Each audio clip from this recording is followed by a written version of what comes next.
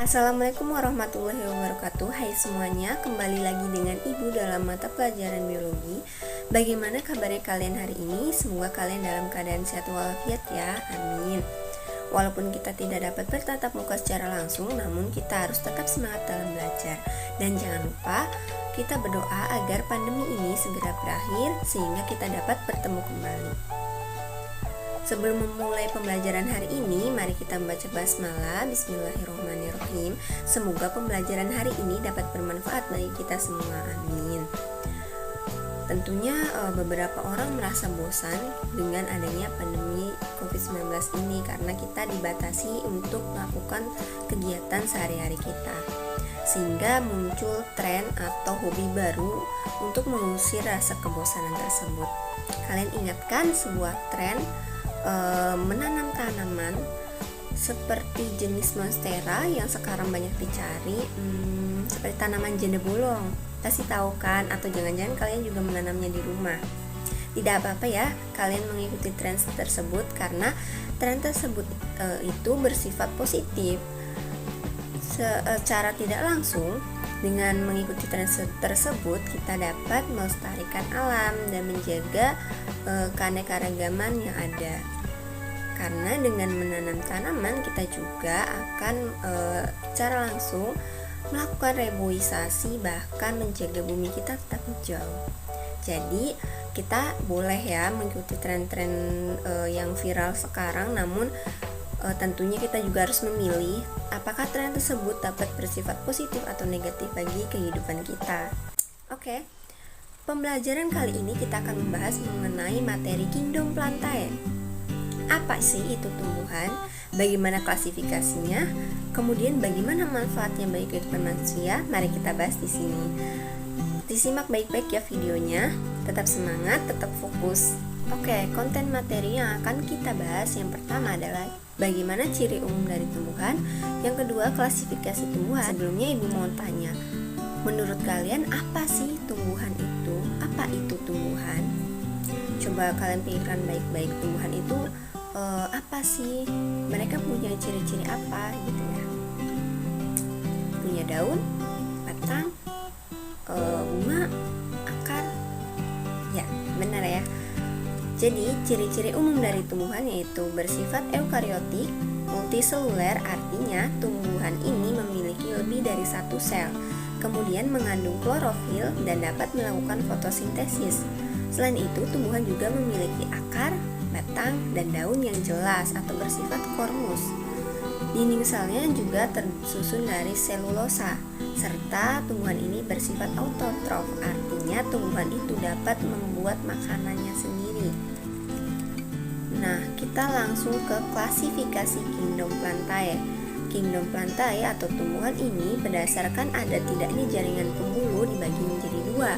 Yang pertama ada tumbuhan tak berpembuluh dan yang kedua ada tumbuhan berpembuluh.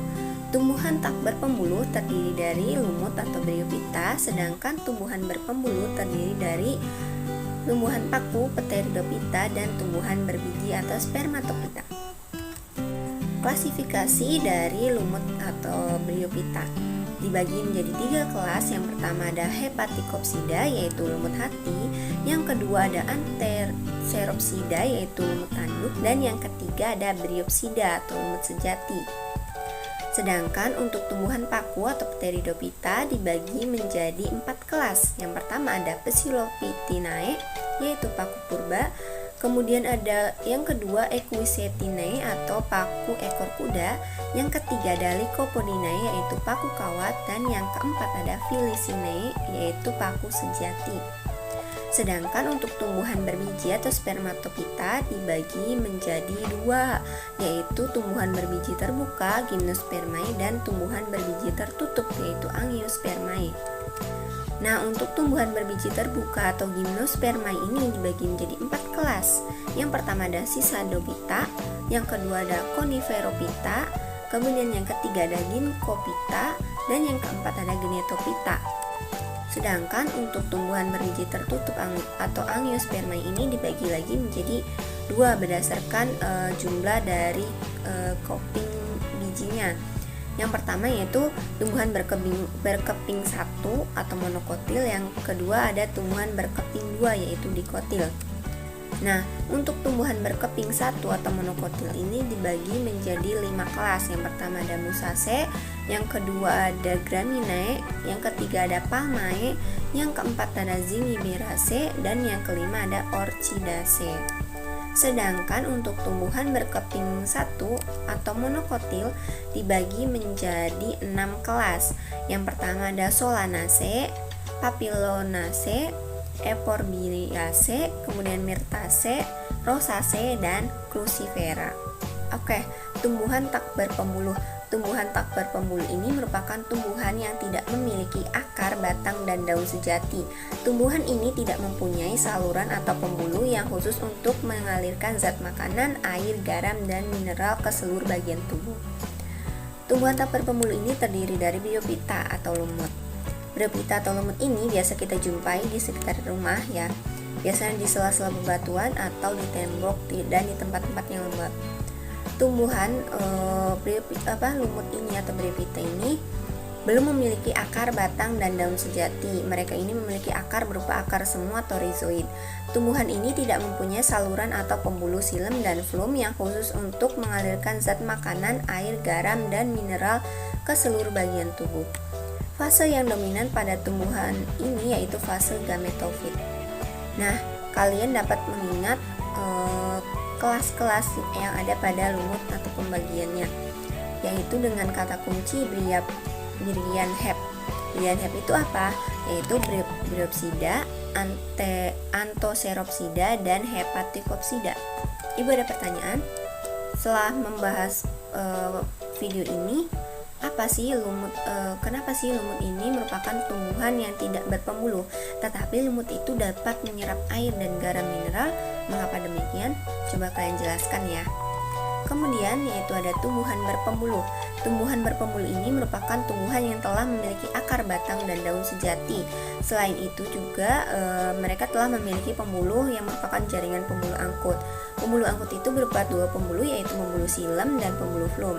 Xilem ini berfungsi untuk menyerap air dan garam mineral, sedangkan flum ini berfungsi untuk mengangkut sari makanan dan hasil fotosintesis serta mengedarkannya ke seluruh tubuh dari tumbuhan tersebut. Nah, setelah kalian menyimak, coba kalian jawab pertanyaan ini. Apa perbedaan dari tumbuhan berpembuluh dan tumbuhan tidak berpembuluh? Oke, kita lanjut. Tumbuhan berpembuluh ini terdiri dari tumbuhan paku atau Pteridophyta. Pteridophyta ini merupakan plantae sejati karena sudah memiliki pembuluh dan kormus secara lengkap. Berdasarkan cara perkembangbiakannya, tumbuhan paku ini merupakan Cormophyta berspora, dan alat perkembangbiakannya ini atau gametnya ini sulit diamati sehingga disebut kriptogame. Nah, kalau tumbuhan paku ini fase yang dominan yaitu pada fase sporofit. Nah, kata kuncinya yaitu kalau lumut itu lugam, lumut itu gametofit, sedangkan untuk paku itu paspor, dan paku ini merupakan fase sporofit ya, berbeda ya. Nah, untuk mengingat kelas-kelas yang ada pada tumbuhan paku ini, kalian bisa mengingat dengan kata kunci Filipskeku. Filipskeku ini yaitu Filicinae, Lycopodinae, Psilopintinae, dan Equisetinae. Selanjutnya yaitu ada tumbuhan berbiji atau Spermatophyta. Spermatophyta ini merupakan jenis tumbuhan yang paling sempurna, baik alat tubuh maupun alat perkembangbiakannya. Tumbuhan ini memiliki alat tubuh yang lengkap yang terdiri dari akar, batang, dan daun. Tumbuhan ini menghasilkan biji untuk perkembangbiakannya, dan alat perkembangbiakannya ini tampak jelas dapat diamati sehingga disebut sebagai phanerogame. Nah, Ibu ada pertanyaan?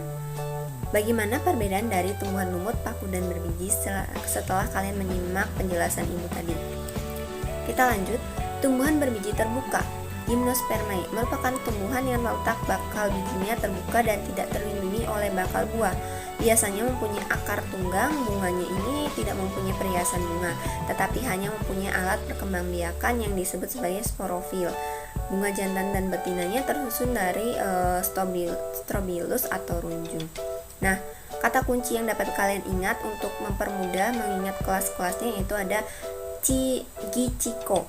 Gichiko itu ada Ginkgopita, Cicadopita, dan Coniferopita. Selanjutnya yaitu ada tumbuhan berbiji tertutup atau Angiospermae.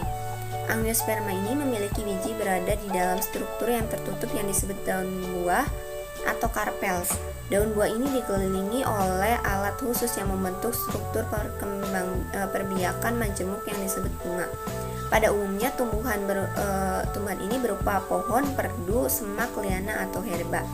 Tumbuhan biji tertutup ini dapat dibedakan menjadi tumbuhan berkeping satu atau monokotil dan tumbuhan berkeping dua atau dikotil. Monokotil ini merupakan tumbuhan yang hanya memiliki satu daun lembaga pada bijinya, dan biji berkeping satu berakar serabut, batang tidak bercabang dan tidak berkambium. Luas batangnya terlihat jelas, tulang daunnya sejajar dan melengkung. Letak daunnya ini berseling dan umumnya bagian bunganya itu berjumlah 3 atau kelipatannya. Kata kunci yang dapat kalian ingat untuk mengingat kelas-kelas dari monokotil ini yaitu Gropamus, yaitu Graminae, Orchidaceae, Musaceae, Palmae, dan Zingiberraceae. Selanjutnya untuk tumbuhan dikotil merupakan tumbuhan yang berbunga yang memiliki 2 kotiledon atau berkeping biji 2. Daunnya memiliki pertulangan mencari atau menyirip. Kemudian batangnya ini berkambium. Pembuluh xilem dan flumnya itu tersusun melingkar, konsentris, dan memiliki akar tunggang dengan jumlah bagian-bagian bunganya berkelipatan 4 atau 5. Kata kunci yang dapat kalian ingat untuk mempermudahnya dalam mengingat kelas-kelasnya yaitu ada Rhopasochrumire, yaitu Rosaceae, Papilionaceae, Solanaceae, Crucifera, Myrtaceae, dan Euphorbia. Setelah menyimak tadi, Ibu punya pertanyaan. Kalian perhatikan gambar ya. Nah, berdasarkan gambar tersebut, jelaskan dan sebutkan perbedaan dari tumbuhan monokotil dan dikotil. Nah, pertanyaan-pertanyaan tadi yang Ibu utarakan, nanti kalian catat dan kerjakan di buku latihan, kemudian dikirimkan di ROM tugas KCR. Nah, Ibu punya oleh-oleh buat kalian yaitu kegiatan observasi di rumah secara sederhana tentang mengamati tumbuhan lumut, paku, dan berbiji. Alat dan bahannya yaitu ada tumbuhan lumut, paku, dan berbiji yang ada di sekitar rumah kalian, kemudian alat tulis dan smartphone. Cara kerjanya gampang sekali. Yang pertama, kalian siapkan alat tulis dan smartphone-nya yang sudah terinstall aplikasi PlanSnap atau biasa kalian menggunakan Google Lens untuk mengidentifikasi tanaman tersebut termasuk jenis tanaman apa. Kemudian identifikasilah tumbuhan tersebut yang kalian temui, masing-masing 3 jenis yang terdiri dari tumbuhan lumut, paku, dan berbiji yang berbeda-beda menggunakan software tersebut. Selanjutnya, kalian amati morfologi serta identifikasi klasifikasi dari tanaman tersebut, kemudian gambar dan catat hasil pengamatan dalam tabel. Nah, untuk video tutorial penggunaan aplikasinya kalian dapat lihat di sini ya. Ibu nanti akan cantumkan link videonya. Selanjutnya, kalian perhatikan tabel hasil pengamatannya. Nanti kalian isi nama tumbuhannya itu apa, kemudian nama ilmiahnya apa, kemudian klasifikasinya. Dan untuk gambar ini kalian bisa menggambarnya secara langsung ataupun dari internet. Selanjutnya kalian juga mencari peranan dari tanaman tersebut. Nah, berdasarkan hasil pengamatan kalian ini, jelaskan persamaan dan perbedaan dari ciri-ciri tumbuhan yang kalian amati. Selanjutnya, tugas tersebut kalian kumpulkan pada room DCR. Ibu sudah membuatkan roomnya. Oke, semuanya tentang Kingdom Plantae sudah Ibu sampaikan. Sekian pembelajaran dan penyampaian materi dari Ibu. Untuk lebih lengkapnya kalian bisa membaca materi ini di PPT yang sudah Ibu kirimkan, atau kalian juga boleh membaca dari buku lain ataupun melihat video YouTube lain atau dari modul atau sebagainya dari internet untuk menambah pengetahuan kalian tentang materi Kingdom Plantae. Oke, mari kita akhiri pembelajaran hari ini dengan baca hamdalah, alhamdulillahirabbil. Semoga apa yang Ibu sampaikan dan apa yang kita pelajari dapat bermanfaat. Kita akan bertemu lagi minggu depan dengan materi Kingdom Animalia. Jangan lupa tugasnya dikumpulkan. Tetap semangat, jaga kesehatan. Sekian dari Ibu, wabillahi taufiq wal hidayah. Wassalamualaikum warahmatullahi wabarakatuh. See you.